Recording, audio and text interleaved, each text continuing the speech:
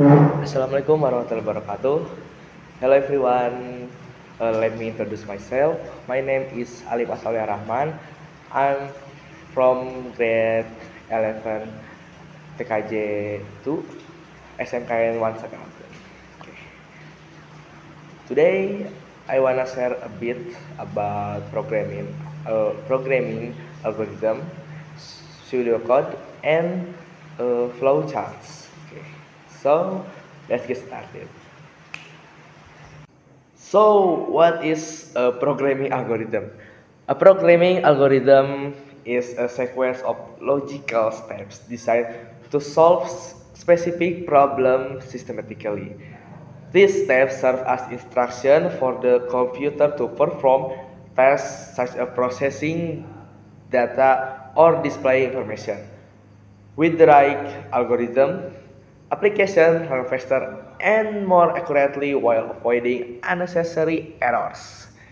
For beginners in coding or aspiring developers, studying algorithm is essential because they form the foundation of problem solving in application development. So, how programming algorithm work? Programming algorithm generally work through three main stages. Number one, input the data or commands to be processed. For example, entering pickup and destination point in a ride-hailing app. Number two is process. The algorithm analyze the input through defined step. For example, calculating the fastest route, fare, and driver availability.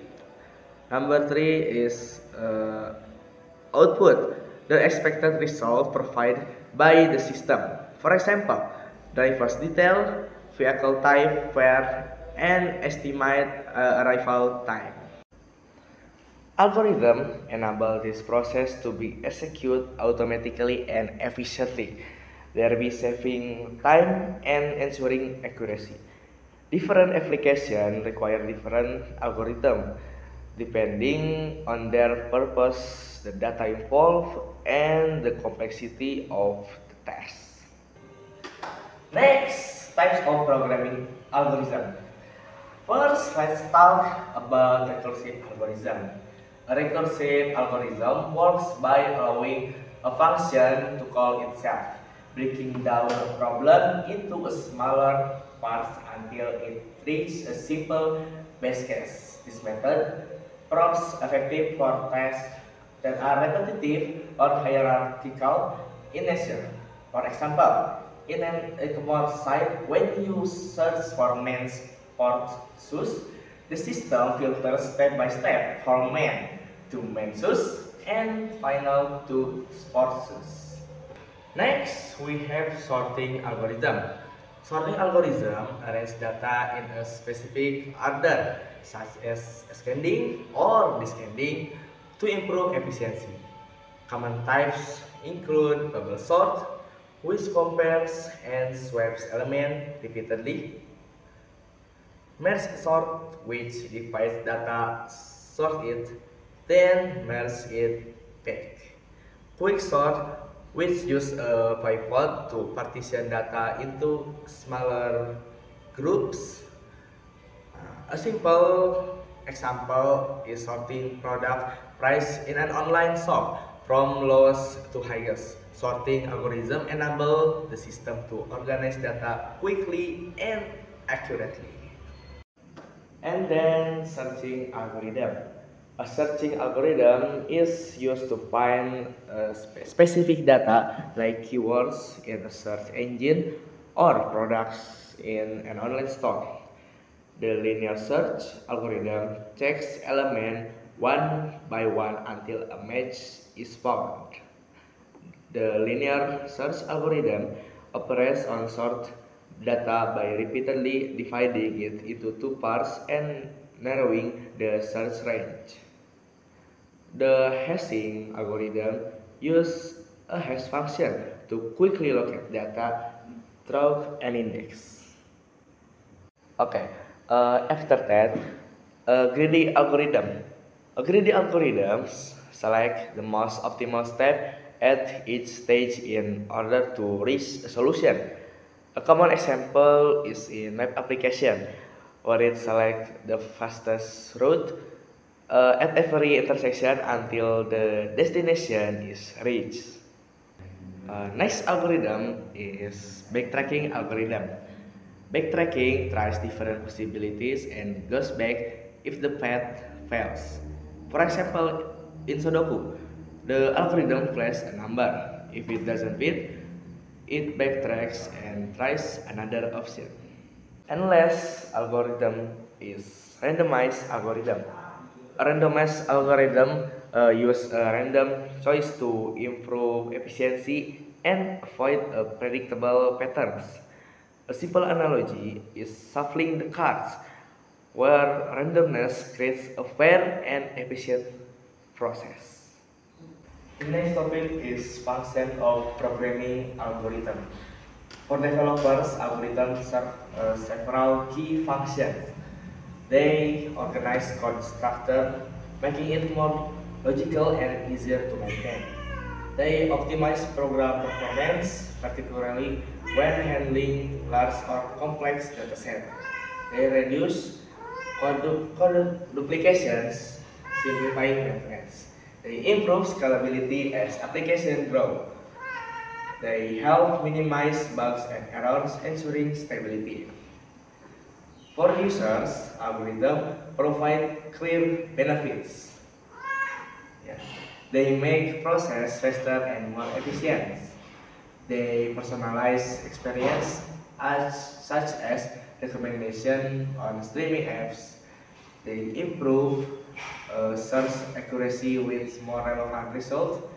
They enhance security, for example, by safely storing passwords in hashy. Without algorithm, the process will be slower, less accurate, and often manual. The conclusion is programming algorithms are structured sets of steps designed to solve problems efficiently by processing input to produce output. Different types such as recursive, sorting, and researching are widely applied in everyday systems. In summary, algorithms enable developers to build more efficient software and allow users to benefit from faster, more accurate, and more secure application. Definition of flowchart. A flowchart is a diagram that illustrates the steps and decision in a process or program.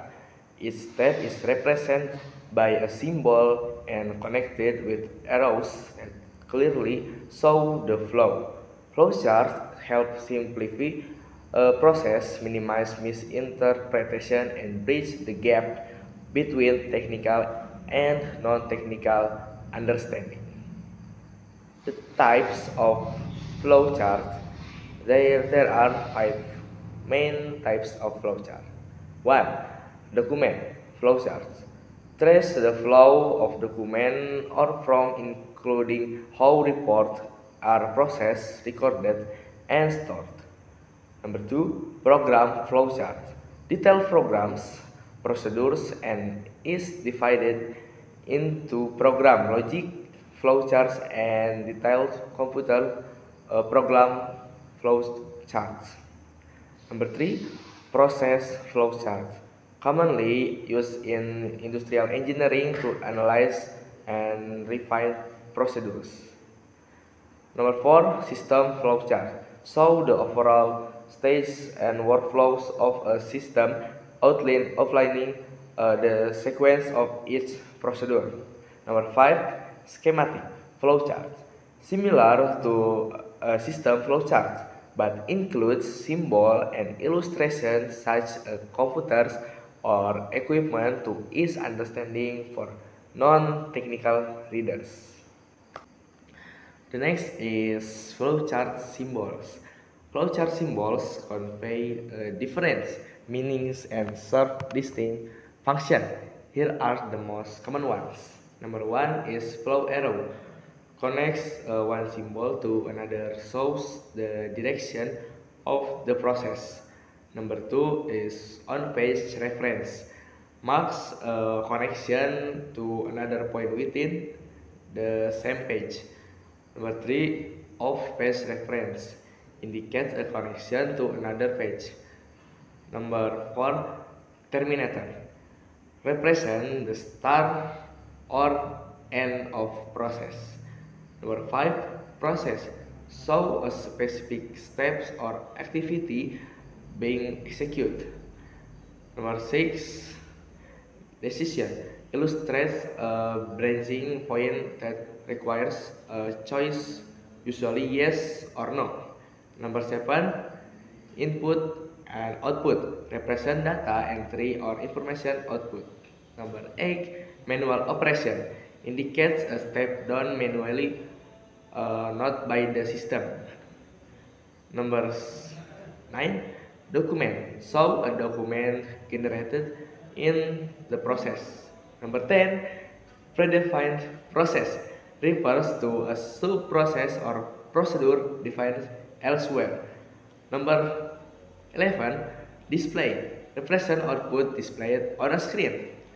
Number 12, preparation, show the step of preparation or setting before a process runs. In short, some symbols serve as connectors, some represent process steps, and other function for input and output. Example of a flowchart. Here is a simple flowchart to determine whether an input number is odd or even. Explanation. Number 1, the user inputs an integer. Number 2, the value is divided by 2. Number 3, if the remainder is 0, the number is even. If the remainder is not 0, the number is odd, and process ends.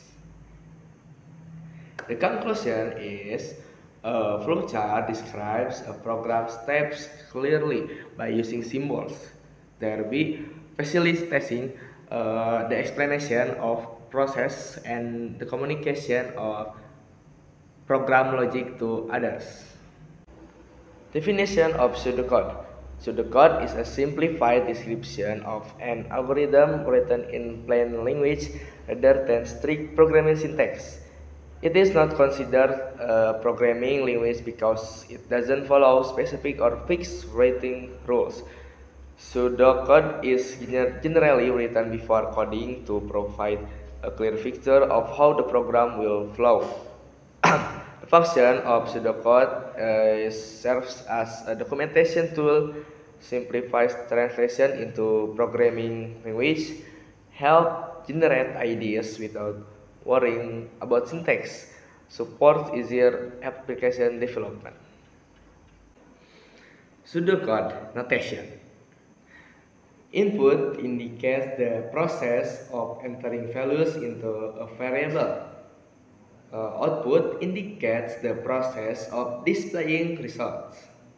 While loop with a starting condition. For loop with a set number of iteration. Repeat until.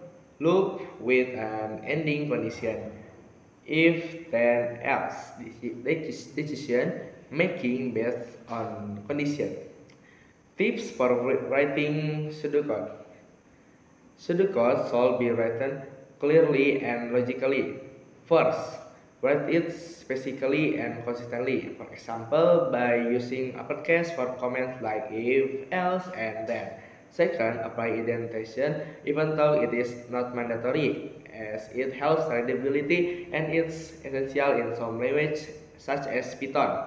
Third, keep the pseudocode simple so it is easier to translate into real code.